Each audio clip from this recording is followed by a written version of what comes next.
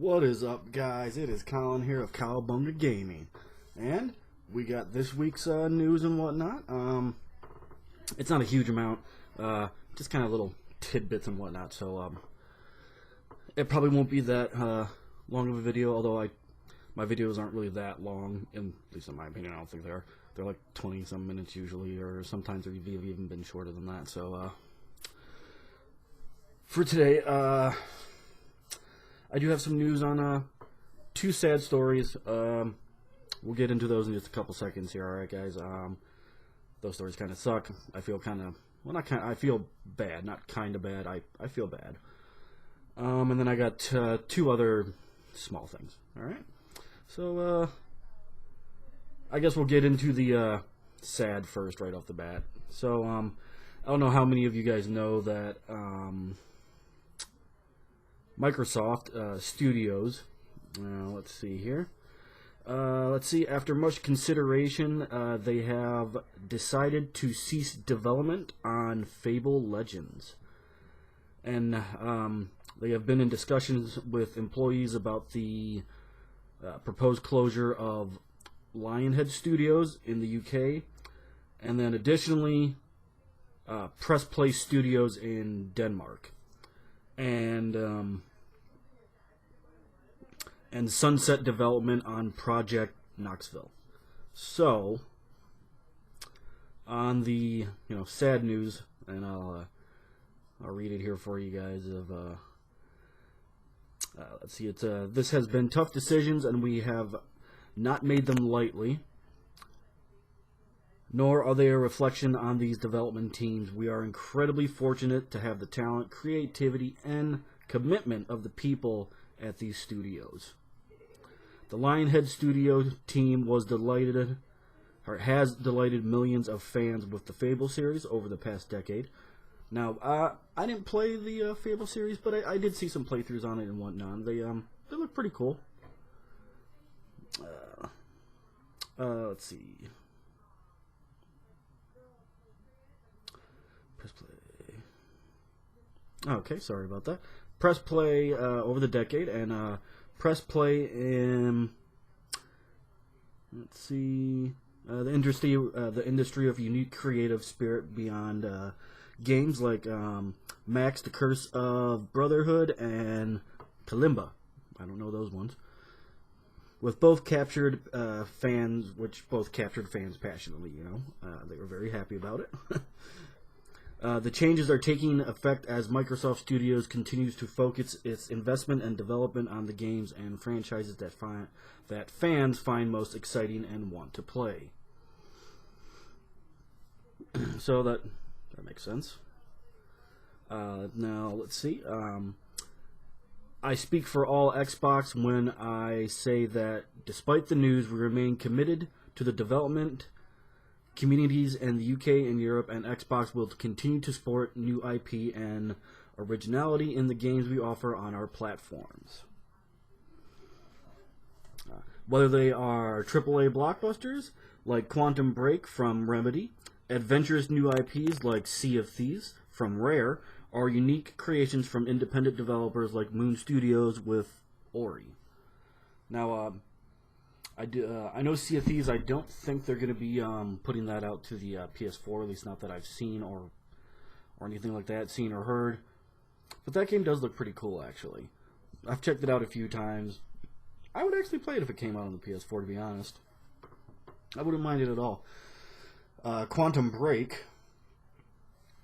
That's another, Microsoft exclusive that is not coming to the PS4. Unless they make some sort of deal with Microsoft, then maybe it would. But as of right now, there is nothing on that. That will not be coming towards the Xbox. But that game does look awesome, like groundbreaking awesome, like new ideas and features and everything. So that looks like it could be pretty badass. We have nothing but heartfelt thanks and thanks for the members of Lionhead and Press Play for their contributions to Xbox and gaming. We are committed to working closely with those affected by today's news to find them new opportunities at Xbox. Are partnering with broader development community to help place them in jobs elsewhere in the gaming industry.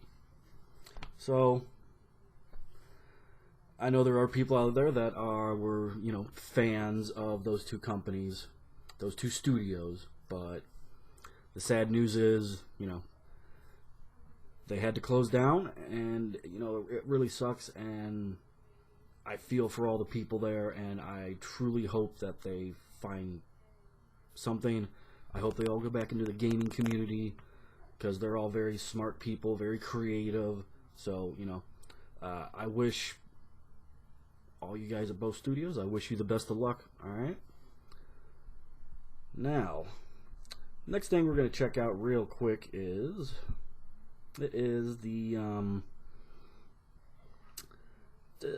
a couple people at some studio at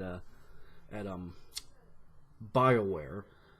I've noticed over the past few weeks they've been leaving, and the bad thing is a lot of the people that are leaving Bioware are working on Mass Effect, Andromeda. I think that's how you say it. I'm not positive. I might be wrong. But the new Mass Effect game. A lot of people have well, not a lot. I think it's like maybe 3 or 4 people, but the 3 or 4 people that have left have been very big people. And that was I think that's one of the reasons of why they had to knock the game back into 2017. And the most recent one, let's see, is BioWare's Cameron Harris, who was working on Mass Effect, is leaving the acclaimed RPG studio. Harris announced the departure on Twitter recently via Polygon, which will be effective mid-April. Harris is leaving the gaming industry altogether, moving to Seattle to pursue new opportunities. And then, also we got here, and as the editor at BioWare, Harris collaborated with writers and designers to create narrative content. At BioWorks, she worked on Andromeda, Dragon Age Inquisition, and Star Wars: The Old Republic. Now, before joining BioWare, Harris worked at Microsoft on projects including Gears of War 3, Fable, The Journey, and Crimson Dragon.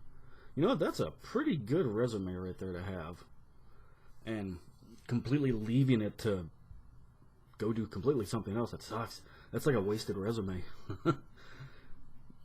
She also held positions at Nintendo and ArenaNet, which I don't know that one. And then other Andromeda team members to have left BioWare in recent weeks and months include lead writer Chris Schlerf. He went to Bungie to work on Destiny, and I just saw that just like last week I saw that one. Senior producer Chris Wine left BioWare. He has since joined H1Z1 developer Daybreak Games. And then Andromeda was first scheduled to launch in holiday of 2016 for Xbox One, PlayStation 4, and PC, but now it looks like it's coming out in the first quarter of 2017.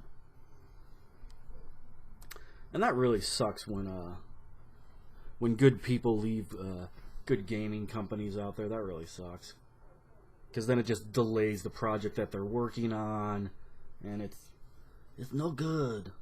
It's no good.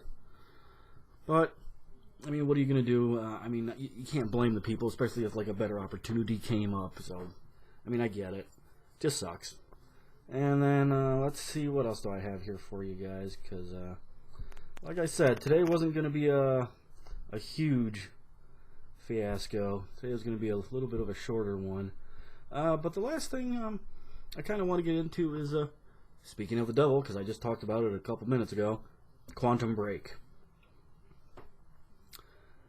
Now, let's see. It is an upcoming action-adventure third-person shooter developed by Remedy Entertainment and published by Microsoft Studios. To be released for, let's see, Microsoft Windows and Xbox One. Okay, that's what I thought. There was no PS4 release in there. And then a Quantum Break digital live action series is also in production. Interesting.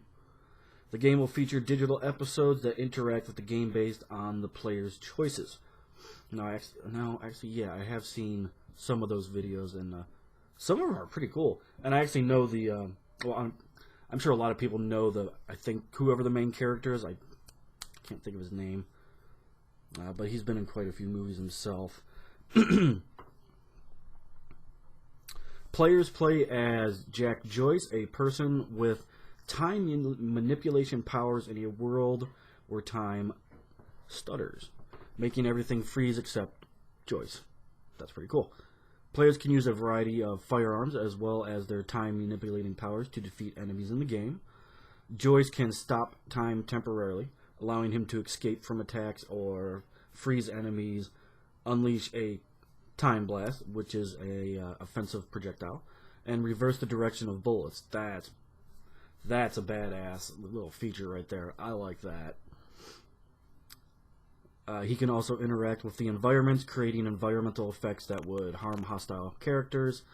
He can also utilize his time rush ability as well and swap between covers to diversify attention from unaware enemies. As for defensive abilities, Joyce can protect himself from attacks by deploying a time shield. That's pretty cool. Which defends against bullets when it deflects them. Performing a time dodge, which allows him to dash quickly to evade attacks, or simply hiding behind cover. There are also less action-oriented segments in the game where players have to solve environmental puzzles while progressing in the game like a 3D platformer game. With time, stuttering and collapsing, objects may get trapped in a time loop. That's pretty cool. That would make them to become environmental hazards and enter an unstable state, which are constantly shifting. That's cool. And would hence catch dangerous situations for players, such as them repeatedly smashing into a platform. These objects would become obstacles that would block players' way, and they can be overcome by slowing down or stopping time. And then so that Joyce can escape from the objects and progress without getting hurt. He can also call help by reviving frozen non-player characters.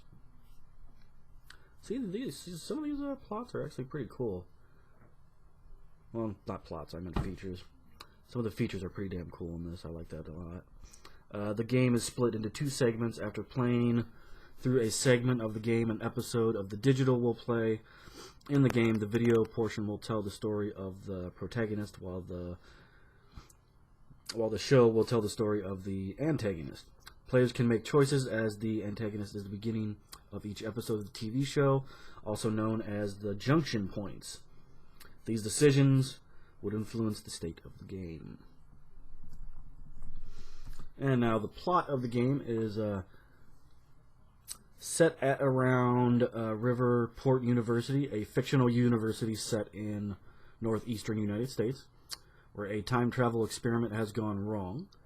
The event not only causes time to start breaking down, but also grants the two main characters, Jack and Joyce and Paul Serene, different time-based abilities. For example, Serene, the main antagonist, can see into the future to decide which choices to make in the present, while Joyce, one of the two protagonists, can stop time, and Joyce and Wilder are pursued by Monarch Solutions, a corporation funded by Serene.